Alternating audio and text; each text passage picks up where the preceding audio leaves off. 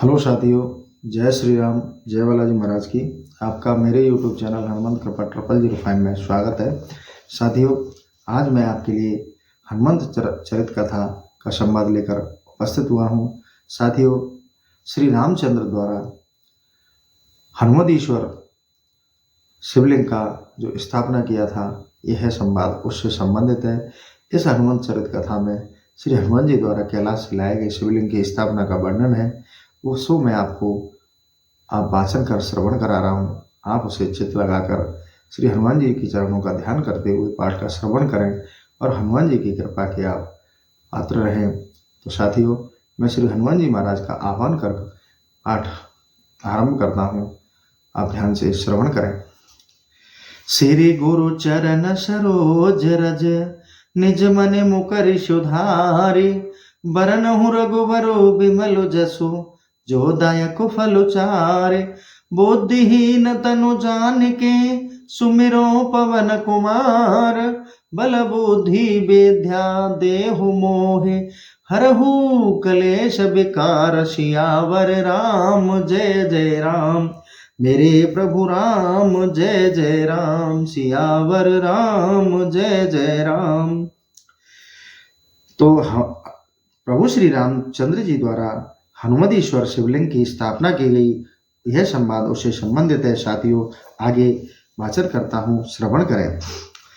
दशग्रीव के परम धाम गमन के साथ ही लंका विजय का कार्य पूर्ण हो गया।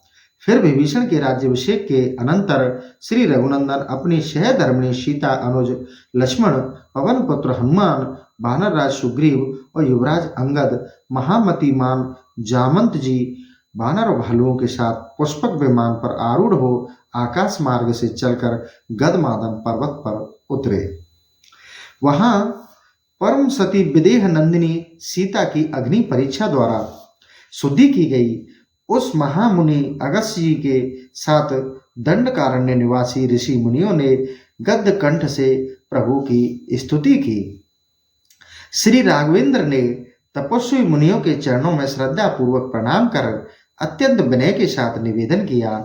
तपस्वी ब्राह्मणों, श्री रामचंद्र जी ने कहा, तपस्वी ब्राह्मणों, मैं क्षत्रिय हूँ, दुष्टों का शासन करना मेरा धर्म है। इस कारण मैंने लंकाधिपति रावण का तथा उसके भाइयों और पुत्रों का ही नहीं, संपूर्ण पुलत्स्य कुल का संहार किया है। किंतु वह था तो ब्राह्मणों कुल उत्पन्न ही, अतः ब्राह्मण वध के पाप का प्रायश्चित क्या है? ऐसा ऋषि मुनियों से भगवान श्री रामचंद्र जी ने पूछा। अतः ब्राह्मण वध के पाप का प्रायश्चित क्या है? आप लोग कृपया पूर्वक मुझे विचार कर बताइए तथा बताने का आप कष्ट करें। श्री रघुनंदन के वचन सुनकर मुनियों के मन में बड़ी प्रसन्नता हुई। उन्होंने कहा, मर्यादा पुरुषोत्तम श्री राम, आप यद्यपि स्वयं परम ब्रह्म परमेश्वर हैं, पाप नामक कोई वस्तु आपका स्पर्श भी नहीं कर सकती। आपने उन असुरों को मुक्ति प्रदान कर उनका परम मंगल किया है, किंतु मर्यादा पालन और मर्यादा रक्षा आपका धर्म है। अतएव आप यहाँ लोक संग्रह की दृष्टि से शिवलिंग की स्थापना करें। उस शिवलिंग की असीम महिमा होगी और वह आपके ही नाम से प्रख्यात होगा। उसके दर्शन एवं पूजन से मनुष्य तो परम पद प्राप्त करेंगे ही, रावण वध का दोष भी दूर हो जाएगा।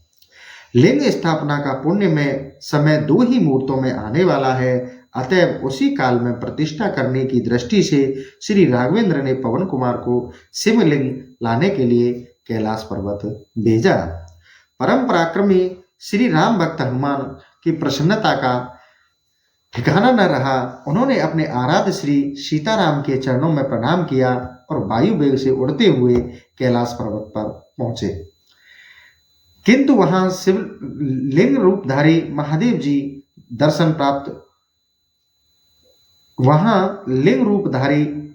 जी का दर्शन नहीं प्राप्त हुआ। तब ज्ञानी नाम अग्रगण्य हनुमान ने आशुतोष शिव को संतुष्ट कर उनसे शिवलिंग प्राप्त कर लिया और फिर विद्युत गति से लौट पड़े। इधर हनुमान जी के न पहुंचने से स्थापना का मुहूर्त व्यतीत होते देखकर तत्वदर्शी मुनियों ने धर्मपालक श्री रामचंद्र जी से कहा, रघुनंदन, पुण्य काल समाप्त होने वाला ही है, अतः वैदेही ने लीला पूर्वक जो बालू का शिवलिंग बनाया है, इस समय आप उसकी स्थापना कर दीजिए। मुनियों का आदेश प्राप्त होते ही भगवान श्री राम ने अपनी शहदर में सीता तथा ऋषियों के साथ मंगलाचरण प्रारंभ किया। उस समय ज्येष्ठ मास के शुक्ल पक्ष की 10वीं थी और बुधवार का दिन था।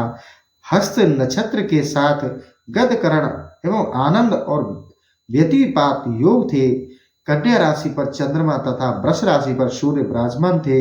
ऐसे परम पुण्य में उपर्युक्त 10 योगों की उपस्थिति में गदबादन पर्वत पर सेतु की सीमाओं में भगवान श्री राम ने लिंग रूपधारी पार्वती वल्लभ भगवान शिव की स्थापना की। उस समय उक्त लिंग में स्वयं सती शिरोमणि पार्वती सहित शशांक शेखर कपूर गौर आशुतोष शिव प्रकट हो गए। उन्होंने प्रसन्नता पूर्वक भगवान श्री राम को वर प्रदान करते हुए कहा, रघुनंदन, आपके द्वारा प्रतिष्ठित इस रामेश्वर लिंग के दर्शनार्थियों की समस्त पाप राशि क्षणार्थ में ही ध्वंस हो जाएगी। भगवान शंकर अंतर ध्यान हुए ही थे कि हनुमान जी कैलाश पर्वत से एक उत्तम शिवलिंग लिए वेग पूर्वक वहां आ पहुंचे। उन्होंने वहां आते ही माता जानकी, परम प्रभु श्री राम, सौमित्र और वानरराज सुग्रीव के चरणों में भक्ति पूर्वक प्रणाम किया। किंतु जब उन्होंने भगवती सीता एवं मुनियों के साथ श्री रघुनाथ जी को बालूकाय में शिवलिंग पूजन करते देखा तो वे अत्यंत दुखी हो गए। खिन्न मन उन्होंने श्री राघवेंद्र से कहा, प्रभु, आपके आदेशानुसार मैं वायु वेग से कैलाश पर्वत गया था। वहां भगवान शंकर का दर्शन न मिलने से उन्हें प्रसन्न करने के लिए मैंने तपस्या प्रारंभ की। फिर महादेव जी की कृपा से वह उत्तम लिंग लेकर मैं दुर्गति से आ रहा हूं कि आपने यहाँ बालू का लिंग स्थापित कर लिया। अब मैं इस शिवलिंग का क्या करूं? अपने अरण्य भक्त पवन पुत्र हनुमान को उदास देखकर प्रभु ने उन्हें अत्यंत स्नेहपूर्वक समझाया, कपीश्वर, तुम शोक मत करो। तुम्हारी अनुपस्थिति में शिवलिंग की स्थापना पुण्य काल व्यतीत हो रहा था, इस कारण मैंने इस सीता निर्मित बालूका लिंग की स्थापना कर दी। तुम गंभीरता पूर्वक विचार करोगे तो प्रत्यक्ष देखोगे कि तुम्हारा किया हुआ प्रत्येक कर्म मेरा किया हुआ है और मेरा किया हुआ प्रत्येक कर्म तुम्हारा है। मैंने जो यह शिवलिंग की स्थापना की है वह तुमने ही की है, तुम यही समझो। भाना श्रेष्ठ, आज शुभ दिन है, अतः इसी समय अपना कैलाश से लाया हुआ श्रेष्ठ शिवलिंग यहाँ तुम ही स्थापित करो। हनुमतीश्वर, तुम्हारे ही नाम से यह शिवलिंग त्रिलोक में प्रख्यात होगा। पहले हनुमतीश्वर का दर्शन करके तब रामेश्वर का दर्शन होगा। भगवान श्री राम ने प्राण प्रिय हनुमान जी को समझाते हुए आगे कहा, निष्पाप हनुमान, तुमने मेरी सेवा दृष्टि से असंख्य ब्रह्म राक्षसों का वध किया है। तुम्हारी दृष्टि से उन्हें शीघ्र परम धाम भेजने की थी। तुम तो स्वयं परम पावन हो, अतः पाप तो तुम्हें स्पर्श भी नहीं कर सकता, किंतु व्यवहारत इस लिंग की स्थापना से तुम उस पाप से मुक्त हो जाओगे। भगवान श्री राम की गहनतम आत्मीयता एवं प्रीति से प्रभावित पवन नंदन श्री रघुनाथ जी के सर्व मंगल मूल चरण कमलों में दंड की भांति लेट गए और फिर खड़ा होकर हाथ जोड़े गदगद कंठ से स्तवन करने लगे। सबकी उपस्थिति के आदि कारण सर्वव्यापी श्री हरि स्वरूप श्री रामचंद्र जी को नमस्कार, आदिदेव पुराण स्वरूप भगवान गदाधर को नमस्कार कर पुष्प के आसन पर नित्य विराजमान होने वाले महात्मा श्री रघुनाथ जी को नमस्कार है। प्रभु, हर्ष में भरे हुए वानरों का समुदाय आपके युगल चरण बिंदों की सेवा करता है, आपको नमस्कार है। राक्षस राज रावण पीस डालने वाले तथा संपूर्ण जगत का अभिष्ट सिद्ध करने वाले श्री रामचंद्र जी को नमस्कार है। आपके सहस्त्रों मस्तक, सहस्त्र चरण, सहस्त्र नेत्र, आप विशुद्ध विष्णु स्वरूप राघवेंद्र को नमस्कार है। आप भक्तों की पीड़ा दूर करने वाले तथा सीता के प्राण वल्लभ हैं, आपको नमस्कार है।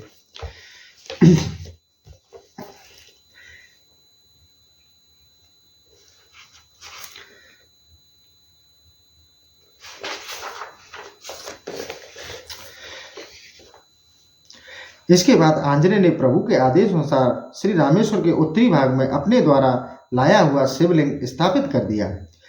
आनंद रामायण के सार कांड की इस कथा से थोड़ी भिन्नता पाई जाती है।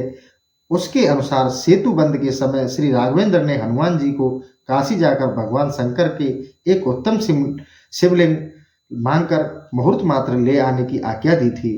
पवन पवन नंदन तीव्र वेग से काशी पहुंचे और शिवजी के दो श्रेष्ठ लिंग मांगकर उसी वेग से लौट पड़े। उस समय उनके मन में कुछ गर्व आ गया। सर्व अंतर्यामी भक्तवत्सल प्रभु ने मुहूर्त बीतने देखकर बालू का शिवलिंग बनाकर सेतु के इस छोर पर स्थापित कर दिया।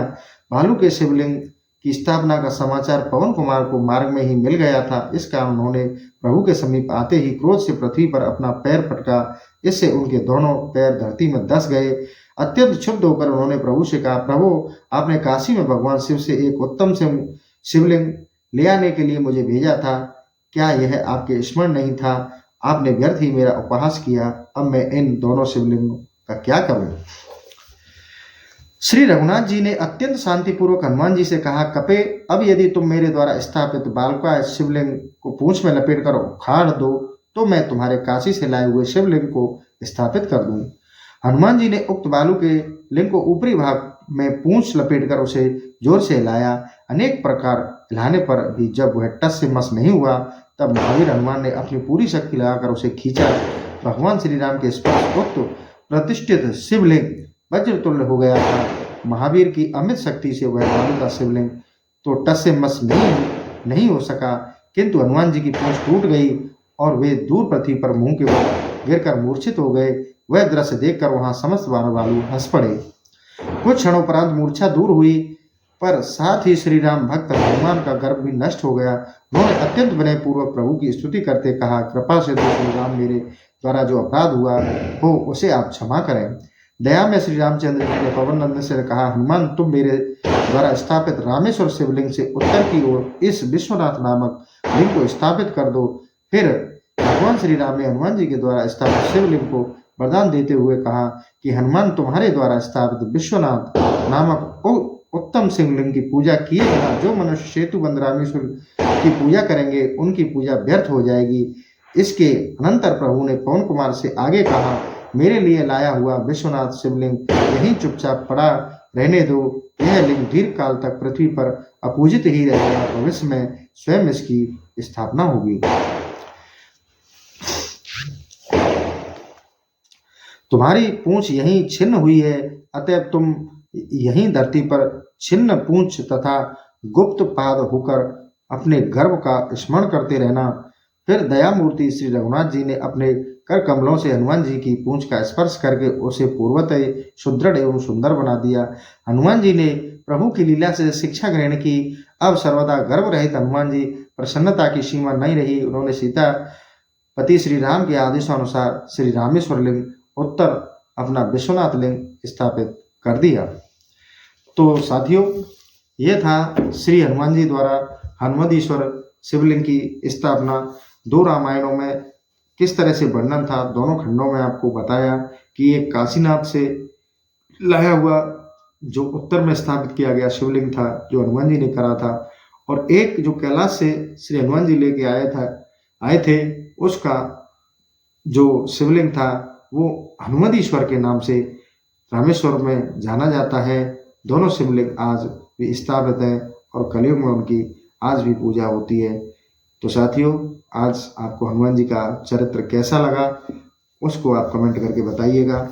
इसी के साथ मैं अपने सेशन को यहीं समाप्त करता हूँ। जय श्री राम, जय बालाजी महाराज की।